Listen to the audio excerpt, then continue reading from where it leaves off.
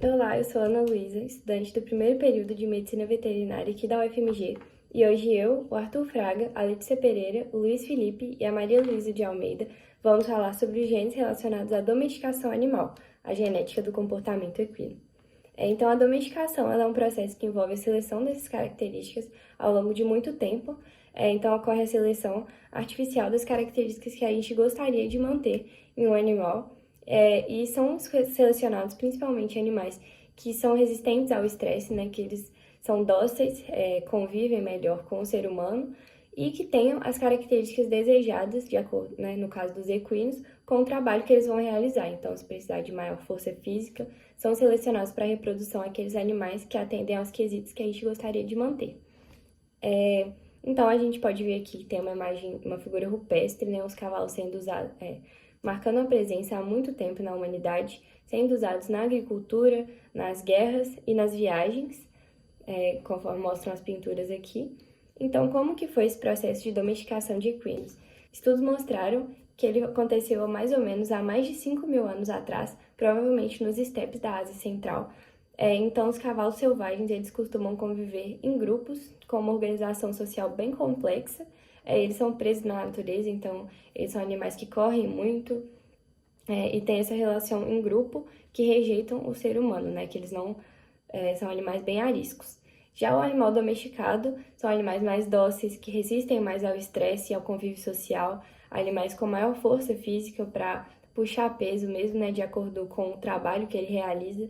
Então, são esses animais que foram selecionados para reprodução, com que eles atendessem aos critérios de utilidade aqui para a humanidade. Então, seriam esses cavalos mais dóceis, mais resistentes à pressão e que aceitam mais o convívio social com o ser humano e com outros cavalos. Então, aqui no nosso vídeo, a gente vai tratar principalmente de um estudo de um pesquisador irlandês que identificou os genes associados ao comportamento dos equinos e que permitiram a domesticação desses animais. Então, a gente vai falar um pouquinho sobre o GABARAP, que é um gene associado ao controle de ansiedade e comportamento social, sobre o NDN, que é relacionado à resposta ao estresse, e o SPARC-CL1, envolvido na modulação da plasticidade cerebral e do comportamento. Então, agora a Maria Luísa vai falar um pouquinho pra gente sobre o GABARAP. Então, hoje nós vamos falar sobre o gene GABARAP, que é muito importante para o comportamento dos equinos. Esse gene ajuda a controlar como os cavalos se comportam em situações sociais, ou seja, como eles interagem com outros cavalos e com as pessoas. Ele também influencia como os cavalos lidam com o estresse e o nervosismo. E pesquisas como a do artigo selecionado mostraram que esse gene pode ser uma peça-chave na forma como os cavalos se adaptam ao ambiente, especialmente em situações que exigem calma e controle, como treinamentos, competições e eventos. E nós vamos mostrar alguns vídeos a seguir. Aqui nós vemos cavalos em uma competição, onde a presença desse gene faz toda a diferença. Esses animais mostram maior controle emocional e social, que são características essenciais para o sucesso em ambientes competitivos. E também na convivência com os cavalos, seres humanos, que é o que a gente vê muito nessas competições realmente.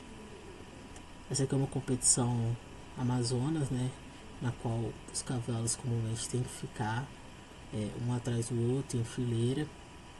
E na presença de vários cavalos juntos, você percebe que eles mantêm a calma e o controle devido a tudo que foi ensinado no treinamento. Em contraste, a variação desfavorável no gene GABARAP pode resultar em um comportamento mais ansioso e estressado, como vemos nesse exemplo. Isso pode comprometer não apenas o desempenho do cavalo, mas também seu bem-estar em geral e sua capacidade de se adaptar a ambientes desafiadores. E vale constar que, apesar da presença ou ausência desse gene ser um fator positivo ou negativo quando relacionado com a domesticação animal e a relação com seres humanos, existem ainda diversas outras variáveis que também impactam nesse comportamento. Então, o local onde esse animal vive, o tipo de tratamento diário, o cuidado com o bem-estar e etc. são fatores que andam lado a lado com o assunto em questão. Olá, eu sou o Luiz Felipe, estudante de Medicina Veterinária da UFMG, e agora se tratando sobre o gene NDN, que é um dos mais identificados da classe SNP, ele é muito importante nessa domesticação do cavalo. Haja visto que ele está responsável pela modulação de resposta ao estresse, ou seja, animais que possuem níveis de transcrição em equilíbrio, né, desse gene, consequentemente são menos reativos, né, são mais dóceis, o que facilita a sua adaptação com outros animais, ao ambiente humano. E agora se tratando, né, dos animais de corrida, de competição, tendo como, por exemplo, de raça de puro sangue inglês, é identificado que esse gene, ele tem a sua transcrição em baixos níveis, né, após a corrida, né? Então, os níveis de cortisol no animal, eles são reduzidos 4 horas após a atividade, o que é muito importante, né, para o animal, que ele não fique estressado, que ele não, né, possa se tornar um pouco mais impulsivo. E aí essa identificação ali do gene é primorosa, né, nesse sentido. Olá! Dando continuidade aos genes relacionados à domesticação dos animais, eu vou falar um pouco sobre o gene SPARCL1, que é um gene relacionado à neuroplasticidade. Neuroplasticidade corresponde basicamente à capacidade do sistema nervoso de se modificar, tanto em estrutura quanto em função. Isso em razão de padrões de experiência vividas por esse animal. Isso tem a ver tanto com o meio ambiente como com os hábitos desse animal. Essa neuroplasticidade ela é crucial no processo de aprendizado e de memória, o que facilita e muito o processo de treinamento e adestramento desses animais. Em seguida, vocês verão um vídeo curto que vai explicar melhor sobre o que é a neuroplasticidade. How does neuroplasticity work? If you think of your brain as a dynamic, connected power grid, there are billions of pathways or roads lighting up every time you think, feel, or do something. Some of these roads are well travelled. These are our habits, our established ways of thinking, feeling, and doing. Every time we think in a certain way, practice a particular task, or feel a specific emotion, we strengthen this road. Tá, agora a gente conhece alguns dos genes envolvidos no processo de domesticação animal. Mas aonde eu vou usar isso na veterinária? Bom, isso é muito usado na área de equinos na seleção para reprodução.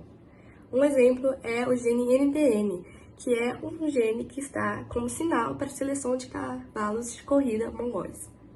E além disso, a seleção de genes que diminuem o estresse e a reatividade em cavalos é muito útil tanto para o bem-estar do animal quanto para o melhoramento atlético dele. E manter esse melhoramento genético para a prole vai ser muito benéfico para o trabalho do cavalo e manter a genética favorável desses animais. Por fim, mas não menos importante, a gente tem a área de bem-estar desses animais. O controle dos genes de estresse é muito benéfico tanto para o animal quanto para o tutor, porque o estresse psicológico pode estar relacionado a síndromes metabólicas e também os riscos de doenças cardíacas, ou seja, cavalos menos reativos e menos estressados frente a situações de trabalho e de interação social reduzem os riscos de patologias ligadas ao estresse, e por isso o conhecimento desses genes domésticos é muito útil, tanto para o bem-estar e para a felicidade do animal, quanto para nós ao lidar com eles. E é isso o vídeo. Muito obrigada. Se você gostou, já deixa o like e valeu pela atenção.